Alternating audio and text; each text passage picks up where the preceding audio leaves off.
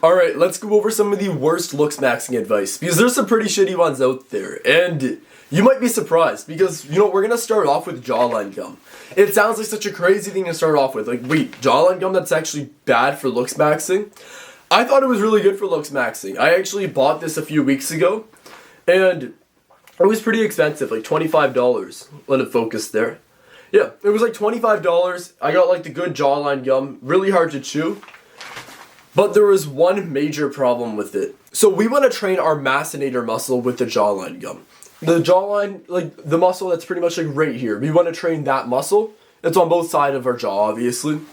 And it does train that. Chewing the jawline gum will actually train the macinator muscle. But it will also train the buccinator muscle. The buccinator is the muscle that's like in our cheek around that area right here. And what's going to happen if we get a really big muscle in our cheeks? Think about this. Like, before I give you the answer here or whatever, just think about it. What will happen if our cheeks get really big? Is that going to be, like, the ideal look? No, it's not. Like, so this is something that I'm working on right now, where I'm trying to train my macinator muscle without training my buccinator muscle.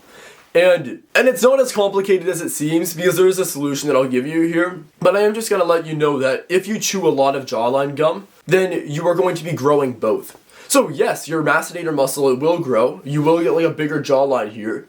But the problem is your cheeks are also going to get bigger. And you're going to get a lot like puffier and more bloated. So what I did is I bought this thing right here. It's like a jawline exerciser. It's pretty much like a chew toy. Like, I know, it's pretty much like you literally just chew it. It's kind of like a chew toy almost. Like what a dog would use or something. But you just put it in your mouth. And then you like bite down on it.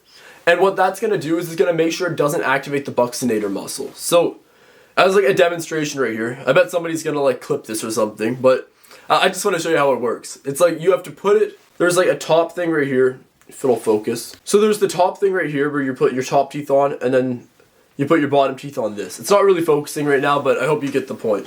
So you put your top and bottom teeth on these two. And then bite down.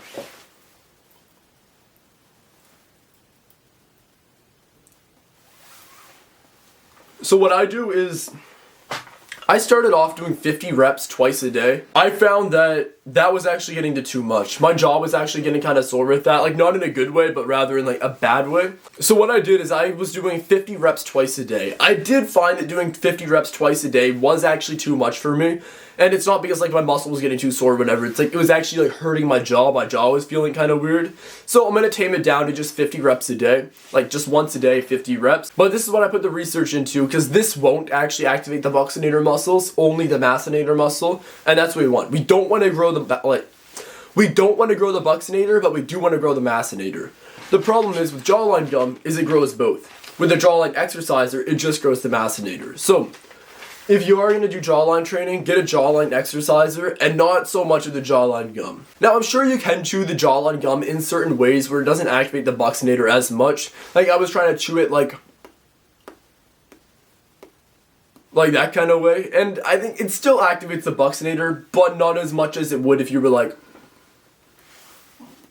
chewing it, or like, it's kind of hard to see the difference there, but it's like one, you're pushing it around with your cheeks, the other, you're just keeping it in one place. As a rule of thumb, try to move it around with, if you are going to use the gum, try to move it around with your tongue more than your cheeks.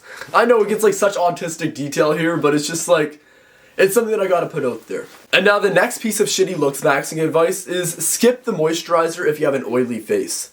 And that seems like such good advice. It's like, oh, if you have an oily face, you probably don't want to moisturize them more. But it's actually the opposite. People with oily faces, they need a moisturizer to make their face less oily. So, obviously you don't want to go ahead and grab the oiliest moisturizer when you have an oily face. I made the mistake before of grabbing like mineral sunscreen when I had an oily face, and my face just got super oily. But if you are going to use a moisturizer, you want it to be more of a gel one. And the reason why you still want to use a moisturizer anyway is because, let's look at our face like this. The more deprived of moisture we are in our face, like our face is going to be really dry, what is our body going to try to do? It's going to send out oil to try to moisturize it.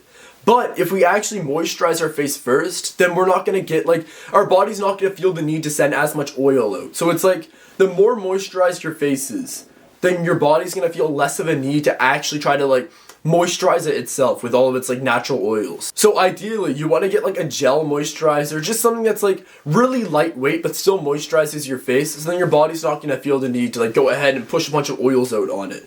So that's really bad advice. If somebody ever tells you to just like not moisturize your face, understand that they probably don't know what they're talking about. You need moisture on your face so your body can actually like understand it doesn't need to produce a bunch of oils. I actually have a really oily face. Like my face gets really oily, especially in the T-zone. I have like combination skin, so it's like it gets really oily on the nose and the forehead. And holy shit, like getting a good moisturizer definitely helps. You don't want to use a super heavy moisturizer, but I have the Neutrogena Hydro Boost, I believe, and that one works really well for me. Again, like I'm not sponsored by any of this shit or anything, but I'm just like pointing out what I like to use. And the last piece of bad Looksmaxing advice is, oh yeah, just to get a slim face, reduce your face fat. If you hear anybody tell you like how to reduce your face fat or something, understand you can reduce your face fat 100%. I'm not saying you can't, but you can't spot reduce it. It's not like you can only lose face fat. So like the big like piece of advice here is understand you can't spot reduce fat. You can't only lose fat in your face, only lose fat in your abs or something.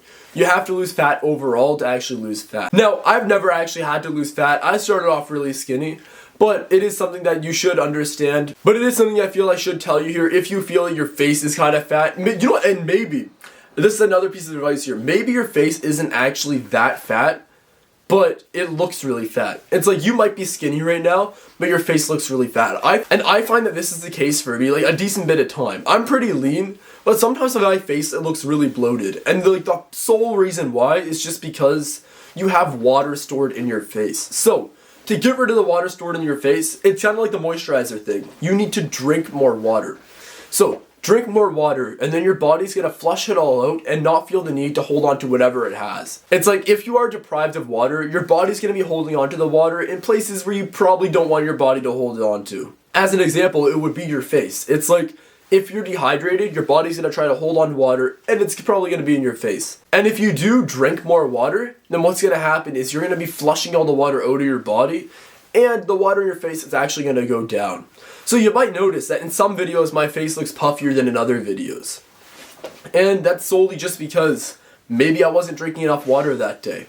So you can't spot reduce fat, you have to lose fat overall, and also, if your face looks fat but you're not really fat, it's most likely just bloating, and drink a lot of water. Reduce your salt and sugar intake as well, those will bloat your face a lot. Anyways, if you do like this video, then make sure to just go ahead and click that subscribe button down below.